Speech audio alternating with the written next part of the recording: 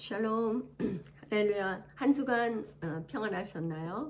여러분 말씀을 또 얼마나 많이 읽으셨어요? 말씀 읽으면서 여러 가지 방해하는 것도 있었죠. 말씀을 좀 읽으려고 하는데 중간에 또 놓게 되고 여러 가지 어려워서 어떤 분들은 많이 읽으셨을 거, 어떤 분들은 또 하루 있다가 또 쉬기도 하셨고 그러셨을 것 같은데 오늘은 이제 지난주에 이어서 이제 마태복음을 지나고 오늘은 마가복음 말씀을 우리가 나누겠는데요. 제가 먼저 기도하겠습니다. 고마우신 하나님 감사를 드립니다.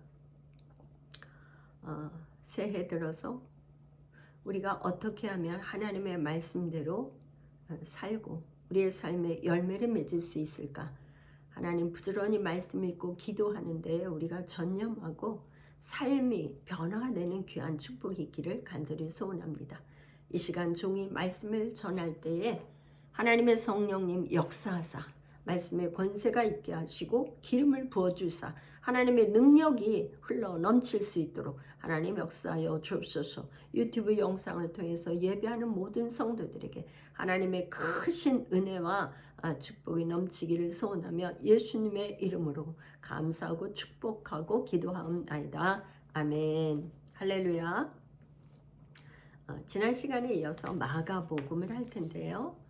마가복음 오늘은 4장 본문 말씀 마가복음 4장 13절에서 20절 마가복음 13절에서 20절까지 제가 먼저 말씀을 읽고 말씀 나누겠습니다.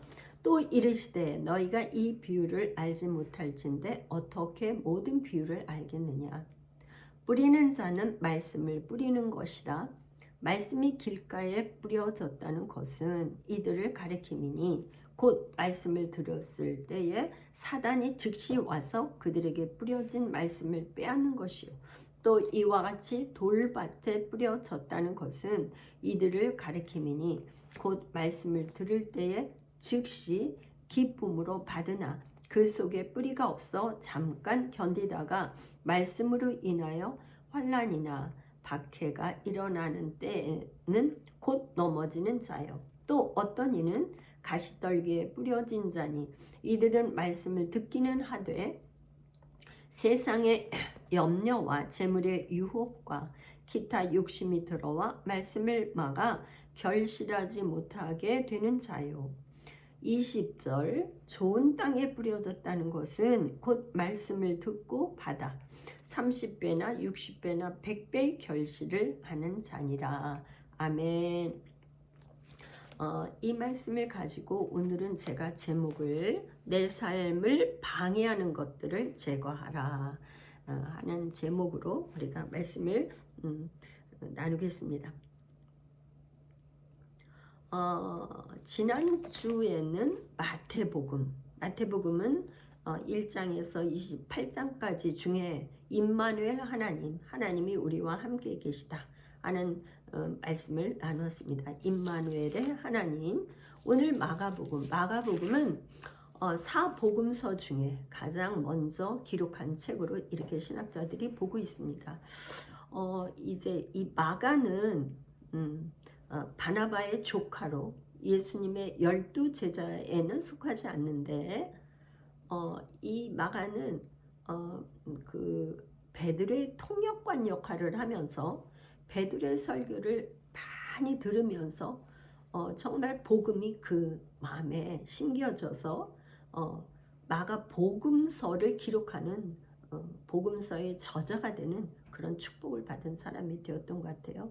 이가 이제 마가는 바나바의 조카로서 선교여행에 바울과 함께 떠났지만 그가 중간에 이제 너무 힘들고 여러 가지 상황 가운데 예루살렘으로 다시 돌아갔지만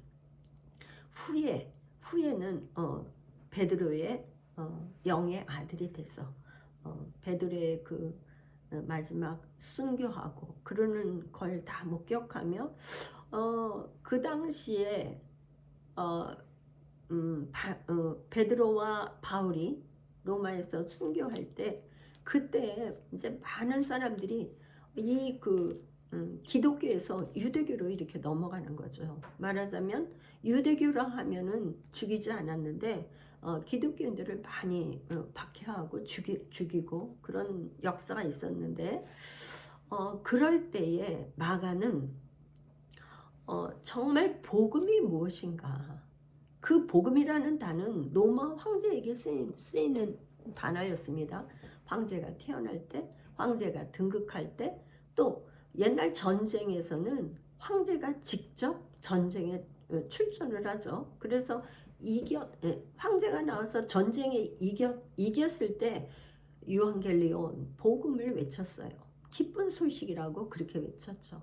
그런데 이 마가는 진정한 복음이 무엇이냐면 하나님의 아들 예수 그리스도, 예수가 구원자다, 이것이 유앙겔리온 복음이다 하는 걸 이 마가복음 1장 1절에 이렇게 기록하고 있습니다.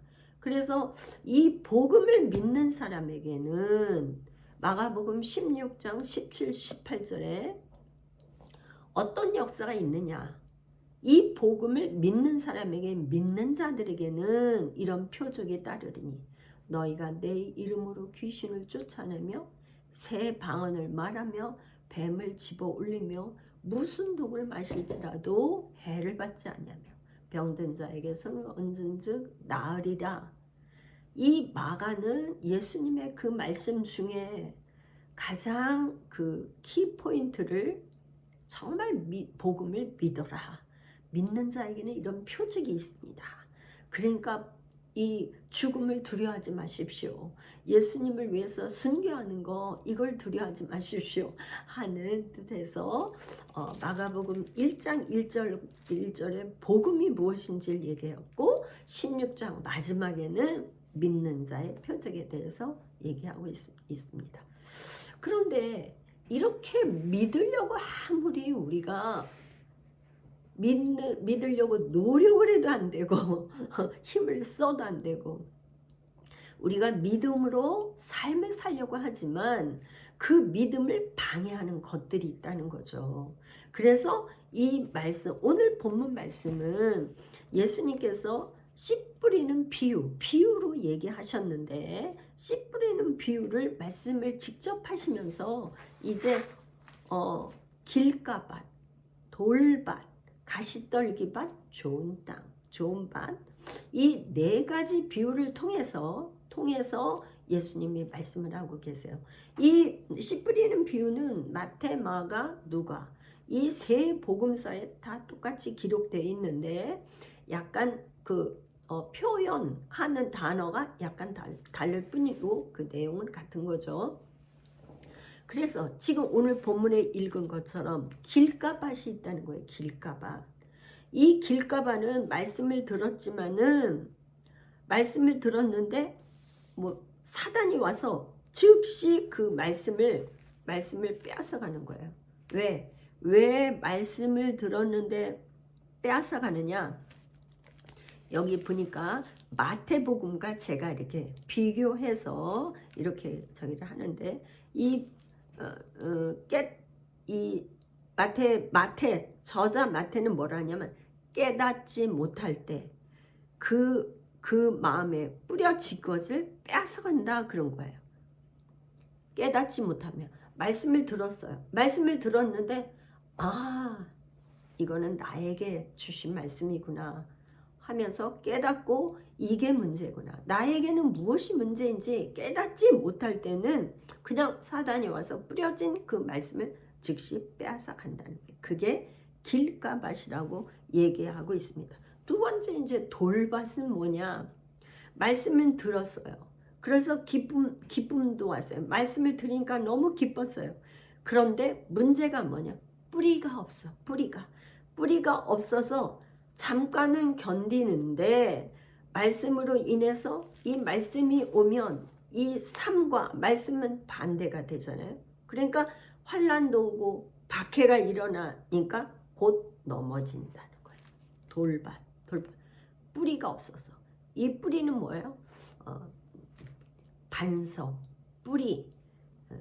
그다음에 생수 이런 건 다 예수님을 상징하는 거죠. 뿌리가 없어요. 깊은 곳에 뿌리를 내리면 흔들리지 않는데 이게 뿌리가 없기 때문에 견디다가 그냥 넘어진다는 거예요. 세 번째는 어떤 밭이냐? 가시떨기. 가시떨기 밭은 말씀을 듣기는 들었어요. 근데 세상에 염려, 근심, 걱정이 너무나 많아. 재물에 대한 유혹도 많아. 욕심도 많아서 이 말씀을 들었지만은 결실할 수가 없는 거예요. 그러니까 우리가 신앙생활에서 말씀을 들으면 항상 세상에서는 이렇게 세상 사람들이 살아가는 방식과 이 말씀은 반대잖아요. 반대. 그러니까 세상에서 지금 사람들은 주말에 장사가 잘 되니까 주말에 뭐 당연히 금토일부터는 막 아주 뭐 불금해서 막 장사가 많이 되죠. 그리고 이렇게 하는데 이렇게 믿는 사람들은 뭐 벌써 주일날이면 장사하는 거를 좀 못하잖아요. 그리고 예배를 드려야 되잖아요. 그 시간을 비워야 되잖아요.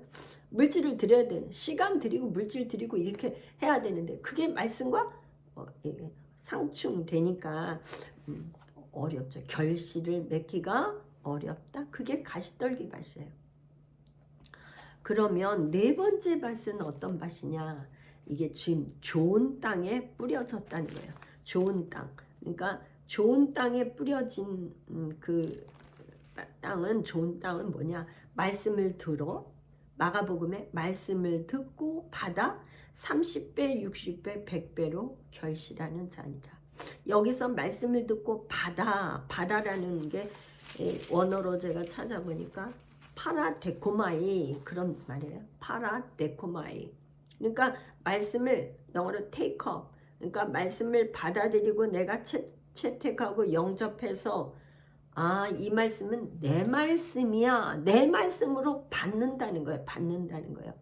이거를 마태는 어떻게 기록하고 있냐면 말씀을 듣고 깨닫는 자는 그러니까 말씀을 듣고 깨달았기 때문에 어떻게 해요? 내 말씀으로 깨달으니까 회개를 하고 회개하면 어떻게 될까요? 말씀대로 계속 살으려고 그쪽 말씀으로 행하려고 하잖아요.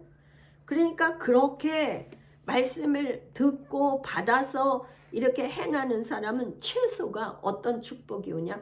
최소한 30배예요. 최소한 30배, 60배, 100배로 열매를 맺는 거예요. 열매.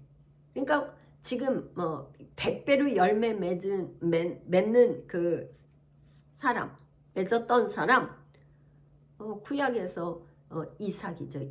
이삭이 아주 성경에 그대로 기록돼 있죠. 창세기 26장 12절. 한번 제가 읽어보겠어요. 창세기 26장 창세기 26장 12절 제가 읽어볼게요. 이삭이 그 땅에서 농사하여 그 해에 100배나 얻었고 여호와께서 복을 주심으로 그 사람이 창대하고 왕성하여 마침내 거부가 돼요. 그러니까 이 이삭이 그때 당시에 그랄 땅에 가뭄이 들었어요. 그런데 하나님께서 여호와 하나님께서 애굽으로 내려가지 말라. 왜? 애굽에는 그 나일강에 물이 풍성하니까 가뭄이 없는데 이 땅에는 그랄 땅에는 늘 그 가뭄이 드는 거죠. 아브라함 때도 그랬는데 이삭 때도 가뭄이 들었어요. 근데 하나님께서 애굽으로 내려가지 말라. 내가 너에게 내 자손 대대에 축복하겠다고 그 가나안 땅의 축복을 말씀을 하시고 약속하셨어요. 그러니까 그 약속을 믿고 그랄 땅에서 농사를 했더니 말씀대로 그대로 순종하니까 가뭄이 들었는데도 100배로 결실을 맺었다는 거예요. 가뭄에 100배로 열매를 맺었다는 거는 뭐 이렇게 인간의 어떤 노력 가지고 안 되는 거잖아요. 농사 짓는 거는 하늘에서 비가 내려야 되는데 가뭄이 들었을 때 이삭의 그 땅에서 농사했는데 100배로 열매 맺었다. 우리의 삶에 그러니까 말하자면 이렇게 말씀대로 순종을 하게 되면 30배, 어떤 사람은 60배, 어떤 사람은 100배의 열매 맺는 삶이 된다는 거를 예수님께서 직접 말씀을 하고 계세요. 그런데 이렇게 말씀대로 이렇게 살려고 하는데 여기서 좋은 땅이라는 건 뭐예요? 땅은 우리의 마음밭을 얘기하는 거죠. 비유니까 예수님은 비유로 말씀을 하셨단 말이에요. 그러니까 좋은 땅은 우리의 마음밭이. 우리가 예수 믿고 나면 우리의 영은 예수님을 영접하면 영접하는 자, 곧 그 이름을 믿는 자들에게는 하나님의 자녀가 되는 권세를 주셨으니. 그러니까 예수님을 믿으면 하나님의 자녀가 되면서 영은 거듭나는 거예요. 거듭났어요. 그런데 이 우리에게 가장 우리를 방해하는 건 혼의 영역이에요. 우리의 마음, 생각, 이것이 문제가 되죠. 왜? 그거는 아직 거듭나질 않았어요. 그거는 우리의 그 선악과를 따먹은 아담의 후손, 그 죄의 DNA, 죄의 습성이 여전히 우리의 그 혼과 육의 습관이 남아 있어서 그 죄된 습관을 자꾸만 그쪽으로 쉽게 따라가는 거예요. 그 습관은 어찌 우리가 바꿔지지를 않잖아요. 그래서 이 그 습관을 바꿔야 되는데 그거를 그잖아요. 그 어른들이 옛날에 그 성질머리 그 성질머리를 바꿔야 돼. 그러면서 그 성질이 못 돼서 뭐 이런 얘기하세요. 그럼 말하자면 그 우리 속에 아주 뿌리가 깊이 있는 거는 뭐냐면 그 근성, 뿌리, 죄의 근성, 죄의 뿌리가 깊이 있는 거예요. 그래서 그 잡초 그런 것들을 이렇게 뽑아내야 되는 거죠. 우리가 어디가 몸이 아파서 어떤 증상이 있으면 병원에 가면 엑스레이 찍고 뭐 CT 다 촬영해서 검사한 다음에 의사가 말하죠. 예를 들어서 검사를 해봤는데 검사 결과 다 조직 검사까지 하고 난 다음에 당신은 암입니다. 그러면 어떻게 하냐면 의사는 이 암을 수술해서 암덩어리를 제거해야 되죠. 암덩어리를 제거한 다음에 다시는 이제 그 암이 다른데 암세포가 다른데 퍼지지 못하도록 아주 강력한 항암으로 막 이렇게 치료를 하잖아요. 더 번지지 못하도록. 그런 것처럼 우리의 혼의 영역도 마찬가지인 것 같아요. 그러니까 우리 혼의 영역에 말하자면 이 근성이 있는 건 뽑아내야지 그냥 그거를 가지고 있고 변화시키거나 이건 안 되고 그 못된 죄된 습성 그 선악과 따먹은 이후에 그 죄의 DNA 그거를 완전히 뽑아내고 이제 거기에 말씀으로 채워서 이제 말씀대로 그 선한 양심으로 사는 거. 오죽하면 그 사도 바울이 로마서에 그렇게 로마서 7장에 보면 오호라 나는 공고한 자다. 내 속에 선한 마음과 이 선을 행하려고 하는 마음과 악한 마음이 두 마음이 있어가지고 계속 그 갈등, 곤고한 자라고 사도 바울이 고백하고 있어요. 로마서 7장에. 그러니까 이 우리의 죄된 습성을 뽑아내야 되는데 그러기 위해서 내가 내 속에 이런 죄된 습성이 있구나 하는 걸 깨닫는 거가 중요해요. 깨닫는 거. 그죠? 내가 이렇게 자꾸 내가 무슨 일을 하려고 하는데 뭐가 막히는구나. 뭐가 이렇게 하려고 하는데 하다 보면 막히고 왜 그럴까? 그를 생각하면 내 속에는 이런 게 있구나 하는 거를 깨닫는 게 중요해요.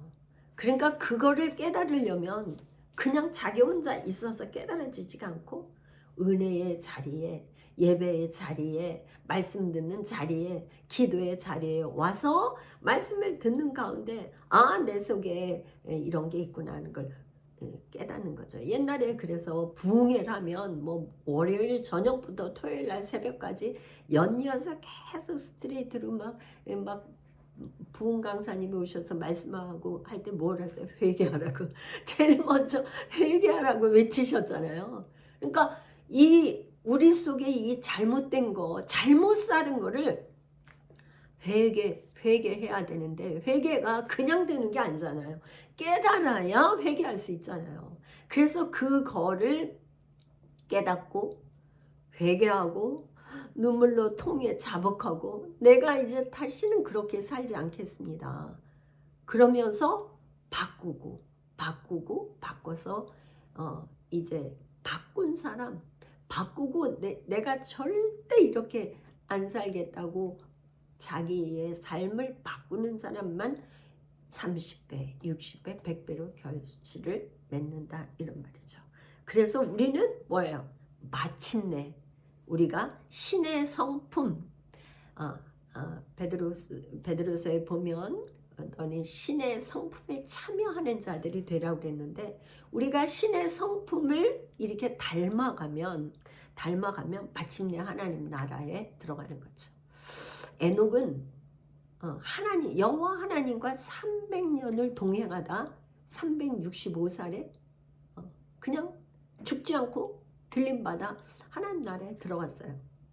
엘리야는 병거 타고 하늘나라에 올라갔어요.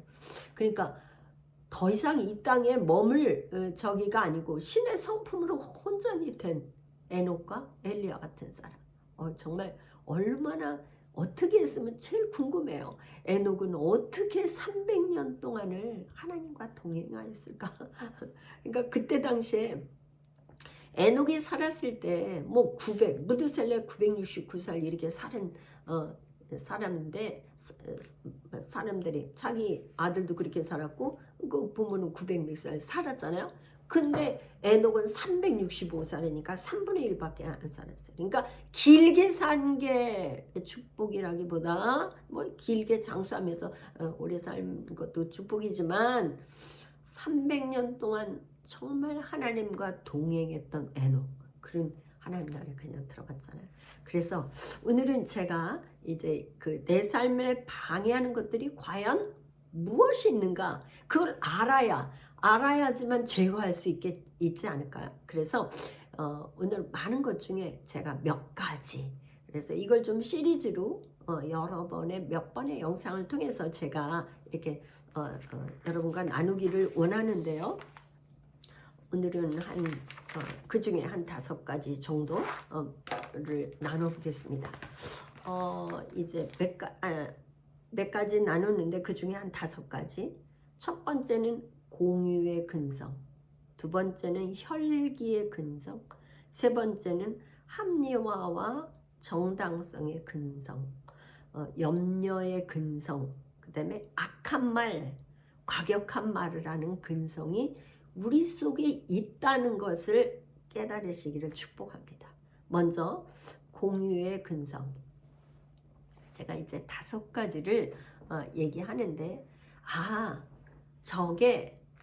저 말이 집사 누구 권사 누구의 말이 아니라 나에게도 저런 근성이 있어 라고 깨달으신다면 여러분에게 축복입니다. 나도 저런 근성이 있지, 내가 이거를 제거시켜야겠어 하고 결단하고 여러분이 기도하시기를 축복합니다. 자, 첫 번째 공유의 근성이에요. 이건 뭐냐, 부부간에 같은 영을 소유하는 거죠. 같은 부부가 닮는 거잖아요. 부부가 뭐 10년, 20년, 30년, 40년 이렇게 막 살다 보면 똑같아진다고 그러잖아요. 닮는다고 그러잖아요. 그런데 사실 처음에 부부가 만날 때는 뭐 휠이 옛날에는 중매서 결혼하고 그러면 저겠지만 요즘에는 뭐 휠이 통한다. 그렇게 해서 뭔가 뭐 느낌이 좋아. 뭐 이렇게 해서 이렇게 결혼하고 이럴 때 그게 뭐냐면 자기가 가지고 있는 뭔가의 그 영이 통하는 거예요. 통하는 거. 그래서 그거를 공유의 근성이라고 하는데 끼리끼리 끼리끼리 뭔가 같은 사람끼리 만난다는 거죠. 같은 사람끼리. 그래서 아담이 왜 죄를 지었어요? 하와가 선악과를 따먹고 와서 선악과를 주니까 사실 하나님께서 따먹지 말라고 먹지 말라고 했는데 하와가 주니까 그걸 먹었잖아요. 같은 그 공유하는 근성이 공유의 영이 있기 때문에 같이 먹은 거죠. 부부간에는 특히나 그렇죠. 그래서 뭐 그 성경에는 아나니와 삽비라도 그렇고 그다음에 뭐그 이스라엘에서 이스라엘의 가장 악한 왕이었던 아합과 그 이세벨도 죄를 짓는 데에 그냥 같이 합세해서 이렇게 죄를 지었잖아요. 뭐 나봇의 포도원을 빼앗는 그런 죄. 그러니까 죄를 짓는 데에 같이 그냥 죄를 짓는 거죠. 그게 공유의 근성이죠. 그래서 제가 젊은이들에게 좀 얘기하고 싶은 결혼하지 않은 아직 미혼인 젊은 신랑 신부들 아직 결혼 안 한 싱글들에게 좀 제가 이렇게 말씀을 드리고 싶은 거는 뭐냐, 좋은 신랑감 좋은 신분감을 만나려면 나에게 내가 먼저 거룩한 성품으로 거룩한 사람으로 만들어지면 그런 사람을 만나게 되는 거죠. 그러니까 내가 아직 신앙으로 뭔가 성숙해지지 않았는데 상대방을 신앙에 성숙한 사람을 만난다는 건 안 되는 거죠. 왜? 그런 사람이 만나도 그 사람이 내 짝이라고 생각을 안 하는 거예요. 휠이 안 오는 거예요. 그런데 내가 그렇게 거룩한 성품과 인격으로 거듭나고 이렇게 성품이 좋은 성품을 갖게 되면 그런 사람을 만나게 되고 저 사람의 그 좋은 성품이 내 눈에 보여지는 거죠. 보여져서 결혼을 할 수 있는. 그래서 특히나 결혼한 사람은 또 결혼한 사람대로 이 안 좋은 근성을 뽑아내고 이렇게 하기로 힘쓰고 기도하고 말씀에 적용해서 하는 게 필요하지만 결혼 안 한 젊은이들에게는 부지런히 결혼하기 전에 내가 먼저 거룩한 성품을 갖는 거가 굉장히 중요하다. 그래서 제가 그 목회 상담을 공부할 때 그 교수님이 한 말이 잊혀지지 않는데 결혼 조건으로 많은 스펙과 뭘 보고 하는데 첫 번째는 그 사람의 인성을 보라, 성품을 보라고 이렇게 얘기하는 거를 가슴에 제가 임팩트가 됐거든요. 성품, 그 사람의 성품이 어떠냐. 성품은 여간에 안 바뀌니까 정말 안 바뀌니까 그 사람의 성품이 어떠한지 그걸 보고 배우자를 고르는 게 좋다. 네, 두 번째는 뭐냐? 혈기의 근성. 혈기의 근성을 우리가 제거하라. 제거해야 된다는 거죠. 혈기의 근성을. 구약 시대 때 위대한 이스라엘의 지도자 모세. 이 모세는 정말 하나님이 뭐라 그랬냐면 모세는 그가 겸손하기를 모든 사람보다 겸손하다고 하나님께서 인정을 하셨는데 이 이스라엘 백성들은요 정말 출애굽해서 가나안 땅에 들어가기 전에 40년간을 수없이 모세를 괴롭혔어요. 그저 그냥 원망하고 불평하고 그 모세를 대적하고 수없이 그렇게 했는데 왜 그렇게 저기를 했을까? 모세가 사실은 40년 동안 미디안 광야에서 그 양치기 목동 생활을 하면서 그는 정말 애굽에서 배운 언어도 다 잃어버리고 온전히 정말 완전히 죽었던 사람이잖아요. 그래서 그가 80이 됐을 때는 정말 자기는 말도 할 줄 모르고 정말 완전히 그런 사람이라고 하나님 앞에 고백한 그런 모세예요. 나는 애굽에 가서 이스라엘 백성 이렇게 저기 막 출애굽시킬 그런 사람 안 됩니다. 나는 못 갑니다. 그렇게 했던 사람인데 하나님께서 아론을 붙이셔서 출애굽을 하도록 하셨잖아요. 근데 이 이스라엘 백성들이 이 모세에게 있는 이 혈기의 근성을 건드리는데 수없이 괴롭힌 거예요. 그래서 이 모세가 이 하나님께서 보냈어요. 이 반석을 향하여서 물을 내라고 명령을 하라 그랬는데 이 모세가 정말 이스라엘 백성들을 향해서 내가 너희들을 위해서 물을 내려 하며 반석을 2번 내리친 거죠. 이 혈기, 이 모세의 그 혈기 때문에 결국 모세는 가나안 땅에 들어가지 못했어요. 물론 하나님께서는 모세를 40년 동안 출애굽을 시키는 그 모세를 그 지도자로 선택을 하셨고 가나안 땅은 이제 여호수아에게 이렇게 맡기기로 하나님의 계획과 섭리가 있었지만 뭐 모세는 율법이잖아요. 모세오경 창세기, 출애굽기, 레위기, 민수기, 신명기까지 기록한 율법의 사람이잖아요. 근데 그랬지만 왜 그러면 이 모세가 이렇게 혈기 때문에 죽게 된 그 마지막 그 가나안 땅에 들어가지 못하고 죽게 되었는지를 왜 기록했을까? 우리에게 그런 혈기가 있다는 거죠. 모세는 사실은 자기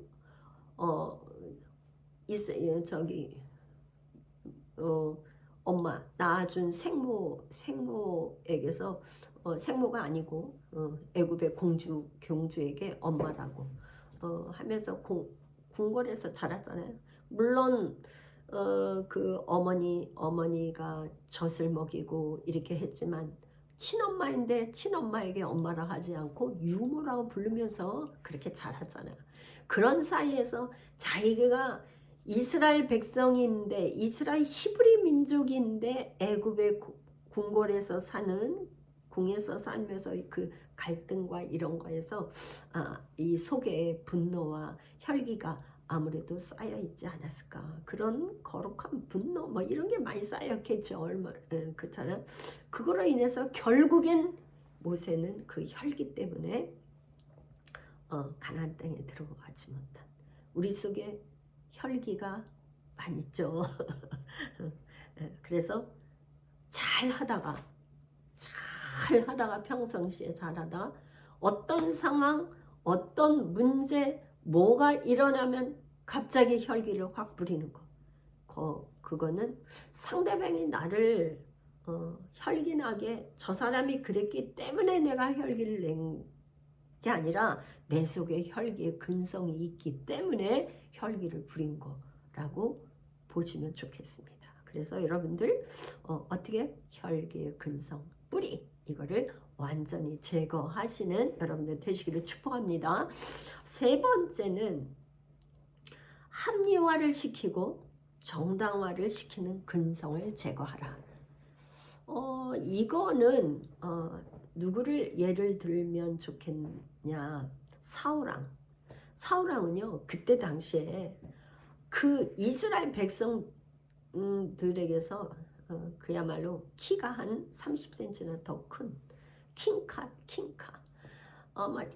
준수한 사람, 잘생겼지, 키가 크지, 뭐 이런 사람이어서 이스라엘 백성들이 다 사울을 좋아했어요. 왕으로 뽑았어요. 그런데 이 사울 왕은 뭐예요? 하나님의 말씀에 순종하지를 못했어요. 가서 아말렉 족속을 완전히 멸하라고 그랬는데 그 중에 보기에 좋은 것들은 멸하지 않았어요. 그 왕도 그냥 사로잡아 왔지 죽이질 않았어요. 그랬을 때 사무엘 선지자가 지적했잖아요. 죄를 지적했잖아요. 왜 순종하지 않았냐고. 그랬을 때 사울왕은 이 양떼들 이 좋은 것들을 가지고 소와 양과 이 저기를 가지고 하나님 앞에 제사를 드리려고 했습니다. 자기의 행위에 대해서 정당화하는 거예요. 내가 그냥 이걸 잡아온 게 아니고 하나님 앞에 제사를 드리려고 이렇게 죽이지 않았습니다. 정당화시키는 거죠. 그랬더니 사무엘 선지자가 순종이 제사보다 낫다. 사실은 그 마음에 사울왕의 그 마음에 하나님 앞에 드리는 이 제사에 대한 그거보다 보이는 자기가 보기에 죽이고 싶지 않은 거죠. 그런데 죄를 졌으면서도 그거를 죄를 합리화시키고 정당화시키는 근성, 이런 근성이 우리에게도 있죠. 그러면서 싸우게 되면 내가 내 잘못이야. 잘못을 인정하고 죄를 인정하고 바로 잘못했다고 인정하는 게 아니라 내 죄, 내 탓이다. 내가 죄인입니다를 얘기하는 게 아니라 상대방한테 죄를 전가시키고 합리화시키는 거. 그래서 자기 어떤 많이 배운 사람, 그 다음에 한 분야의 전문가들이 되면 교묘하게 이렇게 자기가 한 일에 대해서 정당화하고 합리화시키는 거. 이런 근성이 우리들에게 있다는 거예요. 그래서 이런 근성을 완전히 제거해야 내가 죄인입니다고 회개할 수 있다는 거죠. 회개하는 게 축복인데 회개하지 않는다는 거예요. 네 번째는 염려의 근성을 제거하라. 이마 성경에는 수없이 염려하지 말라고 하나님 말씀하시잖아요. 우리에게는 얼마나 이 염려가 많은지, 그냥 아무것도 염려하지 말고 모든 일에 기도와 간구로 너희 구할 것을 감사함으로 하나님께 아뢰라. 그리하면 모든 지각이 뛰어난 하나님의 평강이 그리스도 예수 안에서 너희 마음과 생각을 지키시리라. 이게 사도 바울을 통해서 말씀하시는 하나님의 말씀이시죠. 근데 염려하지 말라는 거는 염려하지 말라. 베드로 사도도 염려하지 말라. 주께서 너희를 돌보심이라. 그런데 이 염려는요, 이게 하나님께서 하시는 일에 대해서 믿음을 갖지 못하게 해요. 그건 뭐냐면 믿음의 반대는 이게 염려하는 거예요. 믿음으로 나가려고 하는데 염려가 생기는 거예요. 그래 염려가 생겨서 믿음으로 반응할 수 없게 되는 거죠. 그래서 이 염려는 하나님께서 하시는 일을 정말 방해해요. 그러니까 예수님의 제자들이 그냥 막 풍랑이 일으니까 염려가 가득해서 그러니까 예수님이 너희들이 어찌하여 이렇게 염려하느냐고 나다고 예수님이 나타나. 많은 부분 제자들이 염려하는 거에 대해서 예수님이 정말 우리에게도 염려가 가장 큰 뭐랄까요? 이 염려 때문에 믿음으로 행동하지 못하는데, 염려는 말하자면 믿음으로 나가려고 하는 거에 염려, 이게 두 마음을 갖게 돼요. 성경이 두 마음을 품지 말라고 그랬는데 염려를 제거해야 믿음으로 계속 앞으로 전진할 수 있죠. 하나님의 주신 말씀, 하나님 주신 비전을 가지고 달릴 수 있어요. 앞으로만 갈 수 있어요. 예수님만 바라보고 갈 수 있어요. 염려가 있으면 우리가 그렇게 나아갈 수가 없죠. 다섯 번째는 굉장히 중요한데요. 악한 말, 또 과격한 말을 하는 근성을 제거하라. 정말 말이 중요한데요. 저도 정말 말을 잘 못하고 선한 말, 좋은 말, 복음의 소리, 하나님 말씀만을 바로 잘해야 되는데 실수. 사람이 말에 실수가 없으면 온전한 사람이에요. 네. 말에 실수하지 않으려면 왜 말에 실수를 하게 되는가?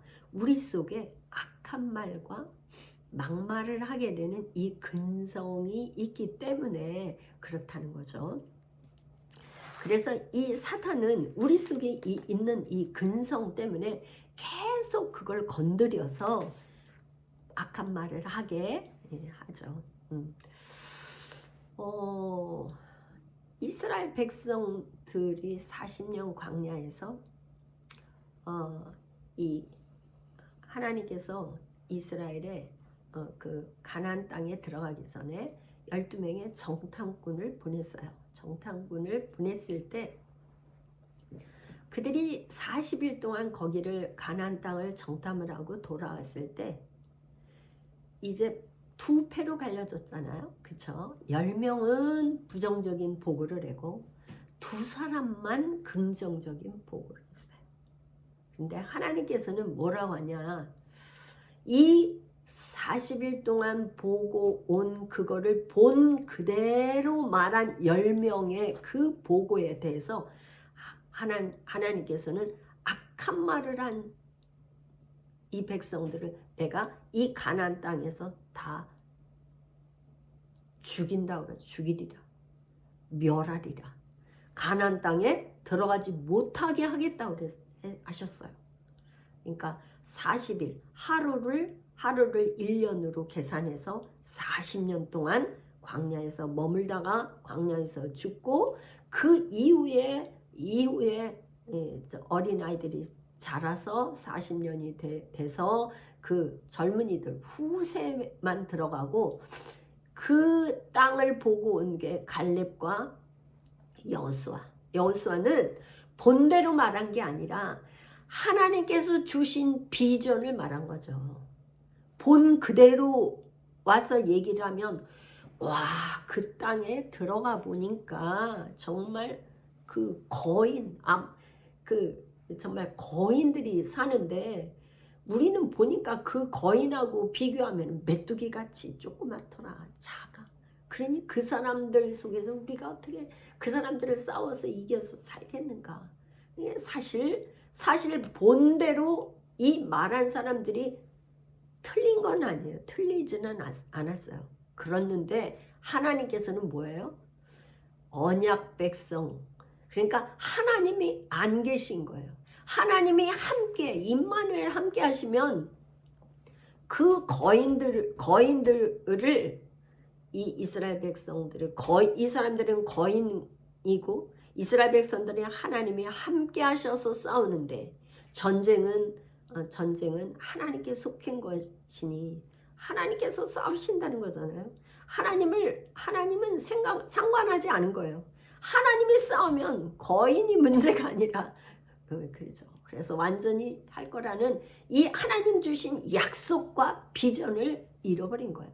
그거는 배제하고 자기들이 본 대로 느낀 대로 얘기를 한 거죠. 이거를 하나님께서 뭐라 했냐면 그들이 한 악한 말이라고 그랬어요. 악한 말.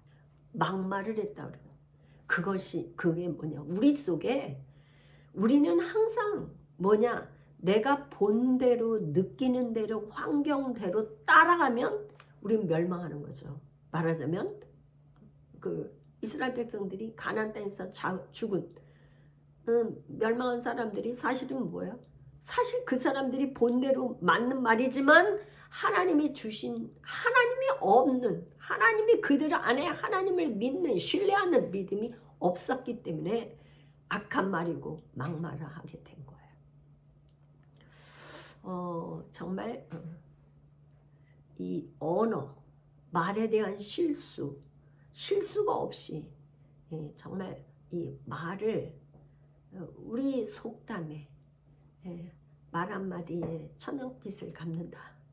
정말 참 이 속담도 정말 이게 참 성경적인 것 같아요. 그러니까 말 한마디 잘못해서 누구는 살고 죽는 게 혀에 있다. 살고 죽기도 하고 살기도 하는데 그거는 뭐에 있냐면 혀에, 우리의 혀에 있다는 거예요. 혀에. 그래서 시편 기자가 그렇게 말하잖아. 나는 죽지 않고 살아서 여호와의 행하시는 일을, 옛날 그전 한글 성경은 여호와의 행사를 선포하리라. 그러니까 죽을 병에 걸렸다 할지라도, 암병에 걸렸다 할지라도 나는 죽지 않고 살아서 여호와의 행사를 선포하리라 하면서 그냥 기도하고 말씀 붙들고 기도하는 사람은 하나님께서 그 사람의 말하는 것을 듣고 역사하신다는 거죠. 그런데 내가 이제 죽게 되었어. 암병에 걸렸어. 이제 사업이 망하게 되었어. 이런 말을 쏟아내는 거는 하나님 보실 때는 악한 말이라는 거예요. 막말이라는 거예요. 우리는 절대로 내 앞에 보여지는 환경, 상황, 어떤 거를 말하면은 하나님 기뻐하시지 않아요. 그게 악한 말이 되는 거예요. 오직 의인은 믿음으로 말미암아 살리라. 이게 하박국 선지자가 하박국 2장 4절, 오직 의인은 믿음으로 말미암아 살리라. 이거를 이제 사도 바울이 이 지금 로마서에서 1장 17절에 그러죠. 오직 의인은 다른 걸로 사는 게 아니라 믿음으로 사는 게 믿음. 그런데 우리가 믿음으로 살려고 하는데 방해하는 것들 오늘 5가지 했어요. 믿음으로 살고 싶은데 방해하는 것. 첫 번째 한번 다시 정리해 볼까요? 공유하는 영, 근성. 공유하는 근성, 부부간에. 그러니까 부부간에 믿음이 좀 약한 분이 있고 믿음이 더 좋은 분은, 믿음이 좋은 아내, 믿음이 좋은 남편이 앞장서서 끌고 가는 게 좋아요. 같이 믿음이 없는 사람의 말에 맞춰서 가면 절대 좋은 일이 없어요. 항상 믿음이 좋은, 영적으로 강력한 파워가 있는 사람의 그 사람이 끌고 가야지만 그 집안이 사는 거예요. 두 번째, 혈기의 근성을 제거하라. 세 번째, 합리화하고 정당화하는 것을 제거하라. 네 번째, 염려의 근성을 제거하라. 다섯 번째, 악한 말, 또 막말하는 거, 언어를 지키라는 거죠. 를 제거하라. 그래서 여러분들의 삶에 당신의 말, 여러분들의 말에 이미 성공이 들어 있습니다. 여러분들이 어떻게 말을 하는가에 따라서 나의 삶이 형통할 건지 어렵게 될 건지는 여러분들이 말하는 거에 이미 답은 나와 있어요. 하나님께서 아무리 복을 주시려고 계획하고 섭리하고 작정해 놨어도 여러분들이 선한 말, 하나님의 말씀과 뜻과 섭리를 선포하지 못하면 여러분의 삶은 굴곡이 많고 힘들고 어려운 가시밭길을 가게 되는 거죠. 2026년 여러분들이 말씀을 읽는 거를 계획하셨다면 중단하지 말고 계속 말씀을 읽으십시오. 그 말씀을 읽을 때에 어느 날 내가 이렇게 안 살아서, 하나님 말씀이 이건데 내가 이렇게 살지 않았구나, 이런 데모, 이런 깨달음이 있다면 여러분들 정말 이거는 축복입니다. 내가 잘못 살았구나. 말씀을 읽어야 되는 이유, 그 말씀을 읽는 가운데 깨닫는 역사가 오늘 여러분들의 삶에 있기를 간절히 축복합니다. 축복합니다. 기도하겠습니다. 고마우신 하나님, 오늘 사랑하는 우리 유튜브 영상을 보며 예배하는 모든 성도들에게 하나님의 크신 은혜와 은총이 넘치기를 예수님의 이름으로 축복하며 간절히 기도하옵나이다. 아멘.